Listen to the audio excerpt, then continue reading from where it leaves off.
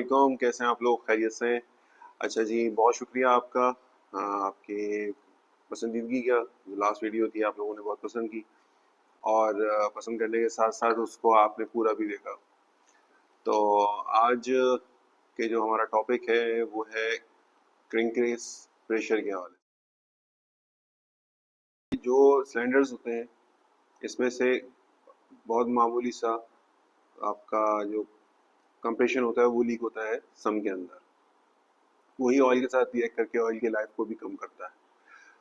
ये जितना कम होगा उतना ही अच्छा है। क्रैंककेस प्रेशर बढ़ने की वजह क्या होती है? तो जनाब, क्रैंककेस प्रेशर बढ़ने की मेन वजह ये होती है कि लाइनर में स्क्रैचेस आ जाते हैं, स्कफिंग होती है, या जो रिंग होते हैं वो वॉर्न आउट हो जाते हैं, जिसकी वजह से कंबस्शन लीक करता है क्रैंककेस के अंदर। तो इसका लिए आपका बोरोस्कोप होती है जिससे लाइनर्स को चेक किया जा सकता है। उसके अलावा क्रैंककेस प्रेशर पॉजिटिव साइड पे होने की क्या वजह होती है कि अगर आपका इंजन कम लोड के ऊपर चल रहा है तो भी क्रैंककेस प्रेशर पॉजिटिव साइड पे हो सकता है, जो कि एक नॉर्मल चीज़ है। आइडियली इसको नेगेटिव होना चाहिए। नेगेटिव क्यों होता है? नेगेटिव होता है ये अपने ब्रीदिंग सिस्टम की वजह से। गैस इंजन के अंदर एक ब्रीदर फिल्टर लगा हुआ होता है, एक पूरा ब्रीदिंग सिस्टम लगा होता है, खासतौर पे जनबाकर के अंदर। जनबाकर की अगर हम बात करते हैं तो जनबाकर में एक ब्रीदिंग सिस्टम लगा हुआ होता है जिसका इसमें ब्रीदर फिल्टर लगा हुआ होता है।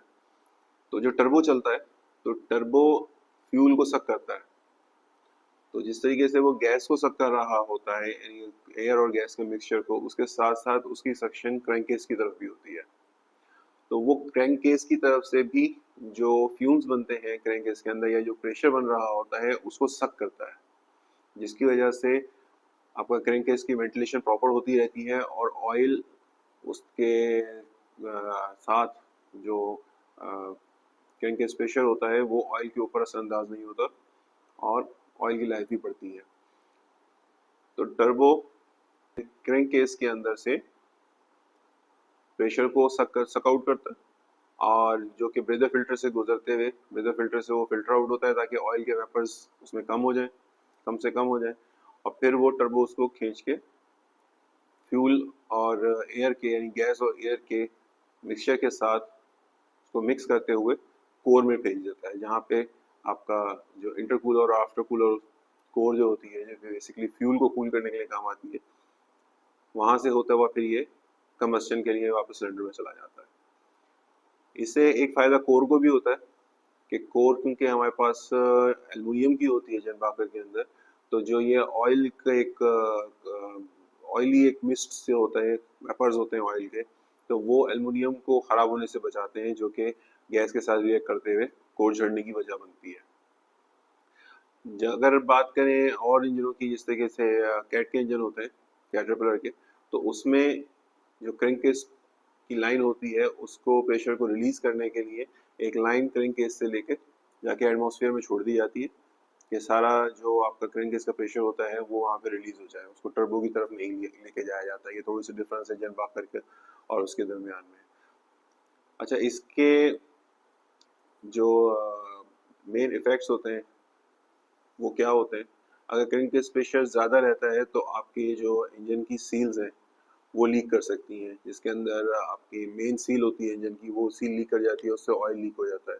उसके अलावा ऑयल की लाइफ जो है वो कम हो जाती है, क्योंकि जब क्रैंककेस प्रेशर बढ़ता है, क्रैंककेस के अंदर जो एयर होती है वो ऑयल के साथ रिएक्ट करती है और ऑर्गेनिक एसिड बनाती है, जिसके एसिड ऑयल का TBN ड्रॉप हो जाता है और एसिड नंबर बढ़ता है और ऑयल की लाइफ कम हो जाती है। अब इसको प्रिवेंट करने के लिए क्या किया जा सकता है? एक तो सबसे मेन चीज़ है इसको रेगुलरली चेक किया जाए। तो चेक करने के लिए मैनोमीटर यूज़ होता है, नहीं तो वाटर कॉलम के थ्रू भी इसको चेक किया जा सकता है। और वाटर कॉलम के थ्रू किस तरीके से चेक करते हैं ये इंशाल्लाह मैं आपको वो भी किसी वीडियो में सिखा दूंगा, ताकि आप लोग वाटर कॉलम के ज़रिए क्रैंककेस प्रेशर को कैलकुलेट कर सकें, चेक कर सकें, उसको मेजर कर सकें। अच्छा जी, जैन बाकर के मुख्तलिफ मॉडल के साथ मुख्तलिफ किस्म के ब्रीदिंग सिस्टम रहे।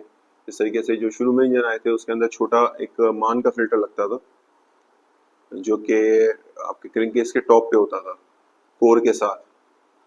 वहीं से लाइन निकल के फिर कोन की तरफ जाती थी, जहाँ से ये क्रैंककेस प्रेशर रिलीज होता था या क्रैंककेस के अंदर से फ्यूम्स को खींचता था। तो इसी तरीके से उसके बाद वाला जो मॉडल आया उसमें जहाँ टर्बो बाईपास लगा हुआ होता है उस जगह पे एक केस लगा हुआ था जिसमें क्रैंककेस की लाइन आती थी और वहीं से आउट होकर लाइन टर्बो की तरफ चली जाती थी।